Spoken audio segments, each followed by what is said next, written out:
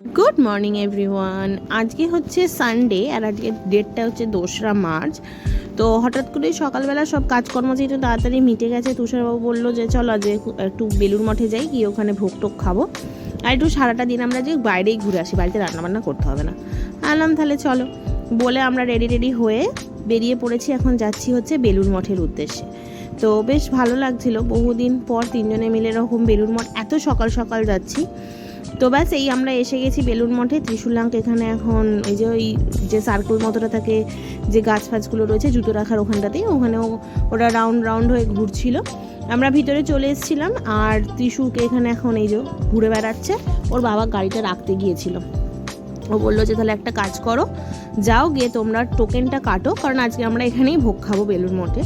তো ব্যাস আমরা ওখানের জন্য টোকেনটা কেটে ওয়েট করছিলাম। এই যে বেলুর মঠের গেটটা, ওর বাবা আসছে, তারপর আমরা আবার ভিতরে গিয়েছিলাম। বেশ ভালো লাগে যেন, এত সুন্দর শান্ত আর পরিষ্কার সব কিছুই, মানে বেশ মন কাড়ে। আর এখানে এলে তো খুবই ভালো লাগে। তার মধ্যে আমরা প্রার্থনাও শুনবো, এরকম একটা মনস্থির করে নিয়েই গিয়েছিলাম। চারিদিকে এত ফুল, বেলুর মঠের এই যে সৌন্দর্যটা যেন এই ফুলের শোভা আরও বাড়িয়ে দেয়। তো যাই হোক, আমরা এখন যাচ্ছি হচ্ছে কি যে একটুখানি ওই যেখানে খাওয়াবে টোকেন, ওই মানে যেখানে খাওয়াবে আর কি, ওখানে যাচ্ছিলাম। এখানে একটা 5ই মার্চ কিছু প্রোগ্রাম আছে, সেটারই সমস্ত কিছু দেখলাম। এই টোকেনগুলো তুষারবাবুর হাতে দিয়েছিলাম, বললাম চলো, ছেলেরা বলছে আমার পকেটে দাও, আমি নিয়ে যাব করে। আর আমরা এবার হাঁটা দিয়েছি হচ্ছে কি যে যেখানে ওই খাওয়াবে খাওয়ার, সে তার উদ্দেশ্যে। প্রচুর লাইনও পড়েছিল। তারপরে ওখান থেকে গিয়ে এই যে চারিদিকে ভীষণ গাছ টাছ। এর আগেও আমি একবার এসেছিলাম এখানে, এই যেখানে ভোগ খাওয়ায় ওই রাস্তাটা, ওই যে গঙ্গার ধার দিয়ে যেটা দেখতে পাচ্ছ এখন তোমরা, এখানটা যেন আলাদাই লাগে। মানে দাঁড়িয়ে কিছুক্ষণ যেন মনে হয় কিছুক্ষণ দেখি গঙ্গাটা, মানে এত সুন্দর লাগে পরিবেশটা। ত্রিশুলাঙ্ক এখানে নিজের মতো আনন্দের সঙ্গে হেঁটে হেঁটে যাচ্ছিল, আমরাও বিভিন্ন রকম কথা বলতে যাচ্ছিলাম। আমরা প্ল্যান করছিলাম যে এখান থেকে ভোগ টোগ খেয়ে নিয়ে বেরিয়ে যাব হচ্ছে কি যে তোমার দক্ষিণেশ্বর, ওখান থেকে যাব আদ্যাপীঠ, কারণ কখনোই আমি বা তুষারবাবু কেউই আদ্যাপীঠ যায়নি, আর ত্রিশুলাঙ্কের এটা ফার্স্ট টাইম।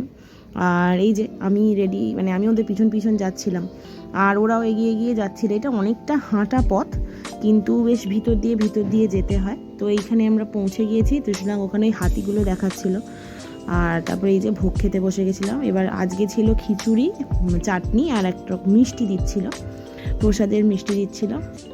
আর ত্রিশুলাঙ্ক এদিক ওদিক দেখছিল, ভীষণ গরম ছিল আর বেশ খেতেও খুব সুন্দর লাগছিল। তো খাওয়া দাওয়ার শেষে আমরা এই যে বেরিয়ে পড়েছি। আর এবারে আমরা যেটা করতে চলেছি সেটা হচ্ছে কি যে মুখ ধুয়ে জলটাল খেয়ে নিয়ে আমরা হাঁটা দিচ্ছি হচ্ছে কি যে ফেরিঘাটের উদ্দেশ্যে। ভিতর দিয়ে গেলে হয়তো অনেকটা তাড়াতাড়ি হতো, তো ওটা পরে তুষারবাবু বললো। আমরা এদিক দিয়ে হাঁটতে এখন যাচ্ছি হচ্ছে ফেরিঘাটে। তাহলে চলো দেখা